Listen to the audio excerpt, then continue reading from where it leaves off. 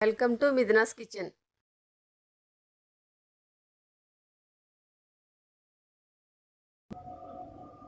ఈరోజు వీడియోలో నిమ్మకాయ పచ్చడి చేసి చూపిస్తానండి.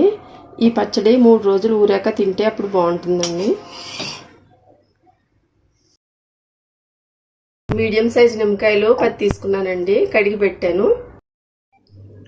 ఇప్పుడు స్టవ్ ఆన్ చేసి ఒక మూకుడు పెట్టానండి. ఇప్పుడు అందులో 1 టీ స్పూన్ ఆయిల్ వేసాను. మనం కడిగి పెట్టుకున్న నిమ్మకాయలు ఇందులో వేసుకుని వేయించుకుందాం.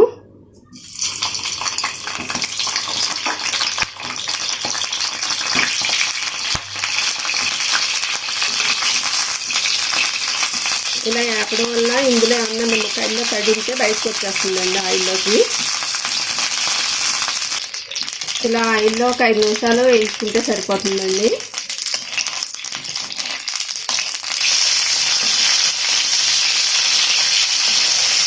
ఇది ఇప్పుడు మగ్గిపోయినాయండి. స్టవ్ ఆపేసి ప్లేట్లోకి తీసేసుకుందాం.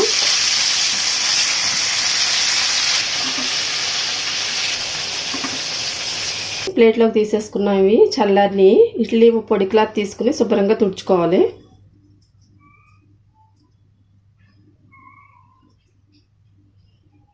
ఇలా తుడుచుకోవాలి మొత్తం అన్నీని.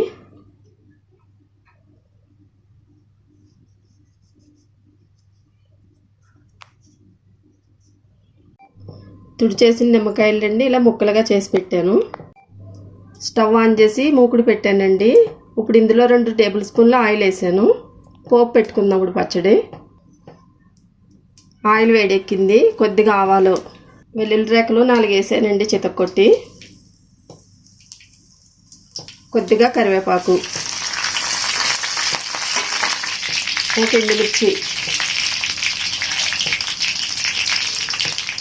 ఇవన్నీ కొంచెం వేగనివ్వాలండి దోరగానే.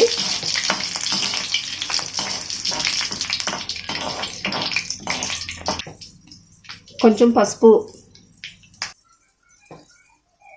1.5 టేబుల్ స్పూన్లు కారం,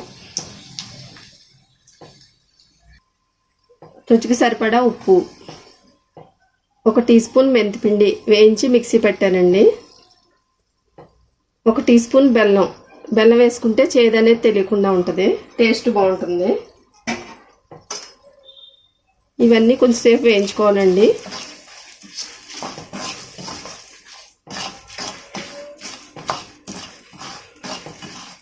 ఇప్పుడు ఇందులో కట్ చేసి పెట్టుకున్న నిమ్మకాయ ముక్కలు వేసేసుకోవాలి.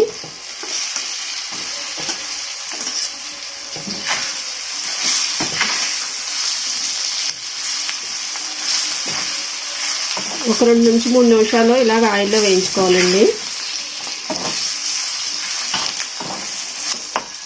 పచ్చడి ఇలా చేసుకుంటే టేస్ట్ బాగుంటుందండి. రైస్లోకి బాగుంటుంది, టిఫిన్స్లోకి కూడా బాగుంటుంది. ఇప్పుడు స్టవ్ ఆపేసుకునండి. చల్లారాక బాటిల్లోకి తీసుకోవాలి. మీరు ట్రై చేసి చూడండి. నిమ్మకాయ పచ్చడి తడి లేకుండా ఉంటే ఎక్కువ రోజులు నిల్వ ఉంటుంది. నచ్చితే నా ఛానల్ని లైక్ చేయండి, షేర్ చేయండి, సబ్స్క్రైబ్ చేయండి.